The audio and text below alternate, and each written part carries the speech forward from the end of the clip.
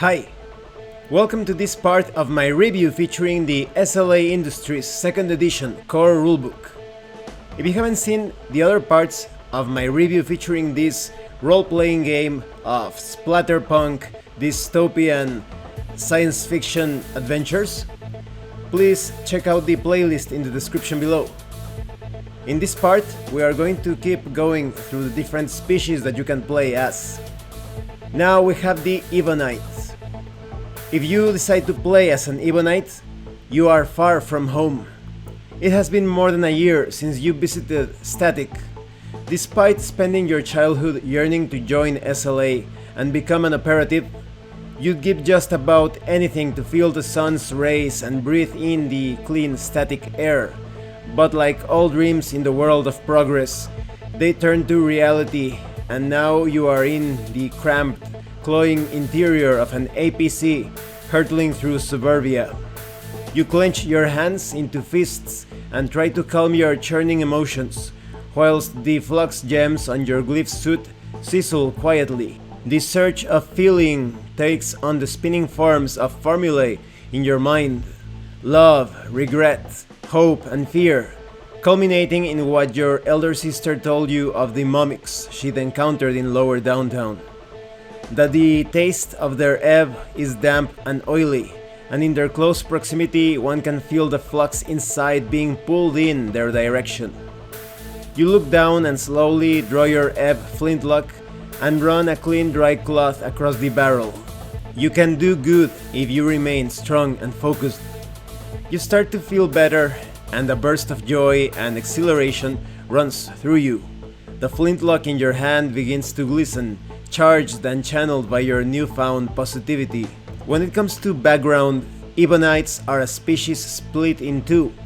Both the Ebons and Evans, or Wasters, have the ability to wield and shape the energy force known as the ebb. Through this power they can create destructive kinetic blasts, heal wounds, move objects telekinetically, even hold space. Ebonites as a species are constantly searching for answers. Who they are and where do they come from? What is this universe in which they inhabit? Since the formation they have been raised and guided by SLA Industries. What is left of their culture predates their liberation from the mummies. They do not know how closely they were related to their former overlords, and what was it that the mummies had suppressed and controlled within the Ebonite species. In order to activate EV abilities, Ebonites must dispel flux, the energy source within them all. Early in SLA's history, Ebonites would use the complex glyphs, but in modern times this is made possible through a suit of armor called a death suit, as it takes the form of a skeletal carapace. Ebonites grow and learn to develop their EV abilities through understanding the formulae. The greater their understanding of the formulae, the more powerful the Ebon or Evan becomes.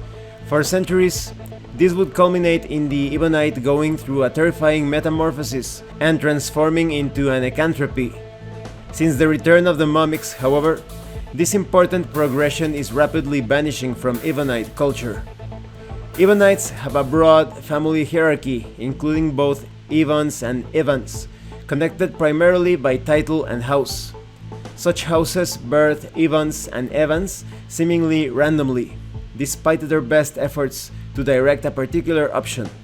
Families are divided into two units, one Ebon and one Evan, with necantropes ruling over the entire family and its affairs. It is typically the overseeing necantropy who has the final say on how the children shall be raised. If the parents refuse to heed the demand of the necantropy, they may find themselves banished from their Ebonite house. When it comes to appearance, there are two differing forms of Ebonites. Evans, who represent the positive aspects of the Ebb and the darker Evan variety, instantly recognizable for the black charring around their featureless eyes. A lot can be told about the nature of an Ebonite by just looking at their outward appearance. Their personality spills through in their hair and eye color, and this may even visibly brighten or darken as their mood shifts. The Ebonite species is visually similar to humanity, but their forms are far more malleable and shaped by the Ebb. The death suit is literally bond with their physical bodies and sculpt them closer to their internal depiction of themselves. It is the utterly emotive nature of the Ebonite that shapes every part of their being, from their core personality to their entire physical form. In recent years, Ebonites have struggled with the terminology that defines them in the world of progress. Ebons do not like the term death suit because of the morose connotations it conjures, preferring to use the unofficial title glyph suit. Evans, however, derive absolute glee in the frightening description and love to emphasize that it is in fact armor they are wearing and that it delivers death. The Ebonites have the special ability to control the Ebb. All Ebonites can manipulate the Ebb to perform actions that would be otherwise impossible to others. To represent this, Ebonite characters replace their luck stat with the flux stat. We will talk about Ebb in a future part of this review. Then we have the Stomer 313 Malice. So let's say that you decide to create this character to play as this species. As you open your eyes for the first time, you see the world through a filter of red. You are submerged in a fluid-filled container, in what appears to be a vast laboratory. Biotanks identical to the one that contains you, each holding a monster curled in the fetal position, stretch out in many rows. You hear a muted note and feel a series of sharp stings about your torso as the life support cabling disconnects from your body and floats away. The red liquid protein noisily drains from the tank and then the glass panel lifts as you breathe air for the first time. You flex strong, steely muscles and stare curiously at the DNA barcode and tattoo on your inner forearm. The bioscientists take notice and proceed to flock around, making perfunctory checks. They are small and puny, and you acknowledge it would be very easy to kill them by simply breaking them in two or biting their heads off. The small people speak words that you seem to understand. They tell you that you are deemed complete, ready to enter the world of progress. A 313 Stormer, a brutal enforcer of the company's will. You feel an excess of energy and unimaginable strength coursing through you, a force that is eager to be released. The only form of release is violence. It's the language you understand best. When it comes to the background of a Stormer, the Stomer project is the foundation from which much of SLA Industries was built as a company. The manufacture of the original 313 Malice Stormer was sold to countless conflict races as the very pinnacle of biogenetics. Other rival companies have tried to create their own bioengineered organisms, with little to no success. Even when such enemies of SLA have kidnapped Karma technicians and forced them to reproduce their original product, they have been unable to match it. As the centuries pass, SLA Industries has grown ever more protective of its Stormer production, even going as far as to redact certain details regarding the 313's origin and people behind its conception. All that is now known is what they look like and what the Stormer can do. It is ugly and exceptional at ending lives. It can regenerate, healing even severe wounds within a matter of minutes. They have enough physical strength to wield the largest, most devastating weapons SLA has ever created. They rarely tire, having to sleep just a few hours every 2 or 3 days. They have few ambitions beyond the desire for more fighting, louder music, better, bigger weapons, and an abundance of the finest junk food Mort has to offer. The ideal citizen. Disturbing as the Stormers may appear, they are such a common sight on Mort that their presence is viewed as relatively normal, that is, until one is bearing down on you. Stormers lack higher human intellect, but can nonetheless function within Mort society and perform their duties as SLA operatives, accepting and executing BPNs, following orders, and maintaining a basic understanding of the departmental hierarchy. Stormers were designed solely for combat. At first, to aid and then defeat the conflict races, and finally to protect SLA and to destroy its enemies on the war worlds. Operative squads have something of a love-hate relationship with the 313 Stormer. When the bullets are flying, they are the best ally an operative can have, as there is little to challenge an experienced, well-equipped Stormer. But placing these biogenetic creations in social situations can be problematic. Stormers struggle to think beyond the concept that might is right. An SLA corporate may be giving them orders, but it baffles them as to why they should listen. They could just kill him in an instant. As a result, it can take some time to earn the respect of a Stormer, which is typically through acts of bravery or patience with the Stormer's inherent limitations. When it comes to appearance, the overall appearance of the 313 Stormer is that of an intensely muscular humanoid, but easily the most notable feature of the beast is the large equine-shaped skull and the rows of broad fangs littering its jaws. Like all Stormer variations, the 313 Malice's lips are peeled back from the teeth, giving the Stormer a perpetual grimace and the propensity to drool. Stormer hair grows with great rapidity, but only ever upon the scalp of the creature, and is long, thick, and shaggy. Its skin is uniformly gray-blue or black and with an oily sheen. The Stormer creation has been called all manners of names, ranging from ugly to utterly horrific, but clearly the camera loves it. Few other individuals in the media draw a crowd like a rampaging Stormer in full aggression mode. Stormers have a couple of special abilities. They have regeneration. Stormers are capable of regenerating themselves at highly efficient rates, healing injuries and rebuilding damaged tissue automatically. And believe it or not, they are somewhat charismatic. They are a physical favorite. The cameras love a Stormer. All Stormer 313 Malice characters start with an additional 1 ratings point in the body category. We will talk about those later on in this review, that is in a future part. If a Malice starts any game session with 0 rating points in the body category, they immediately gain 1. Next we have the Stormer 711 Xeno. Let's say that you decided to play as this species. You awaken. You hear a sucking sound, distant muted voices, and feel thick, synthetic amniotic liquid draining away from your body. You are now fully conscious, and your visual array shows you everything in the room.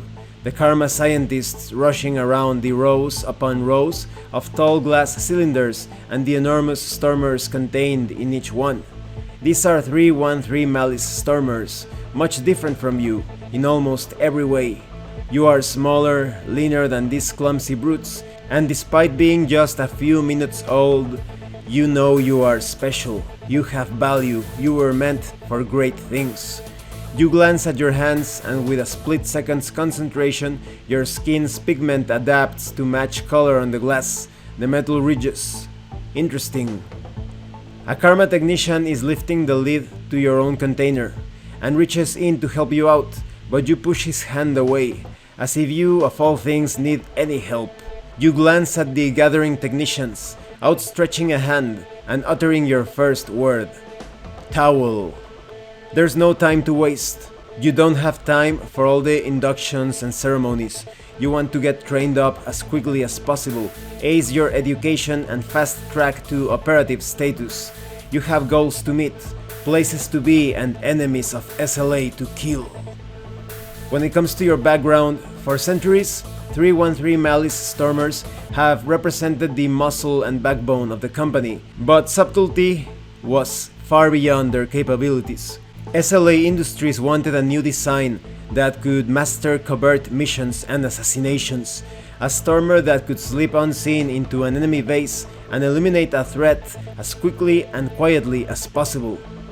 The new 711 project took almost 10 years to complete, as Phantom Pregnancy struggled to create a sustainable Stormer type that met the requirements SLA had set forth, but still they managed to accomplish this. The new Stormer would combine numerous strains of animal DNA. The complex goal was a new form of killing machine that would be smarter and more self-reliant than the standard Malice, be more agile, move quietly, and could blend with its surroundings. This was carried out by Dr. Maxon Hagen, and Maxon's position within the project strengthened. His ruthlessness and sinister cunning seemed to galvanize the monster that finally came to fruition, a monster that wasn't so very different from himself. The final product was far from an oil painting.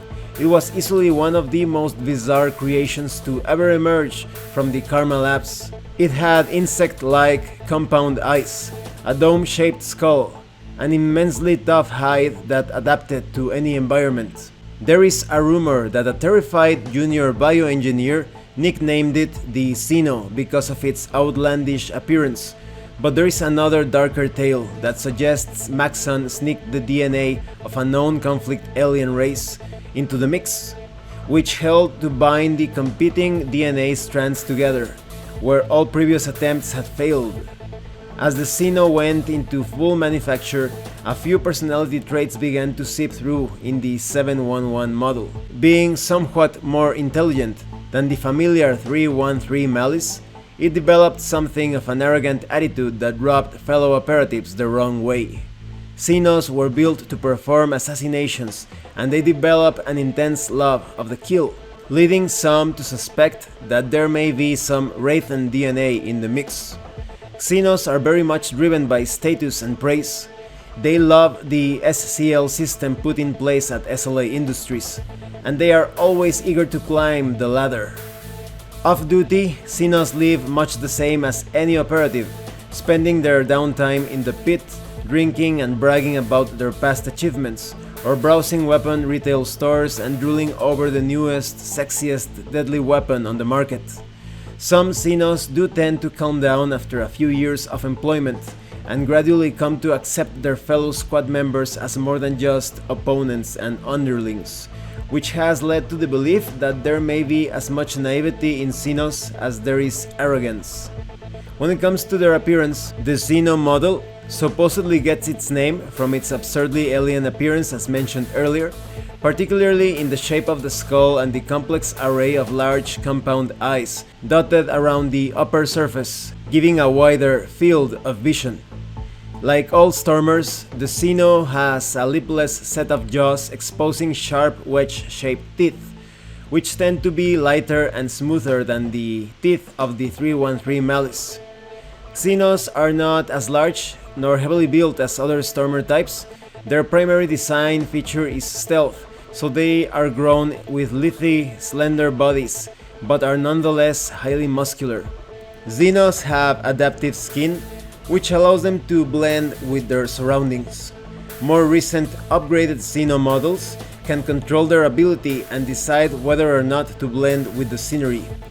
On a typical kill mission, the Xeno approaches the target undressed and unarmored, so the Stormer has been designed with a series of organic pockets and pouches dotted around its body.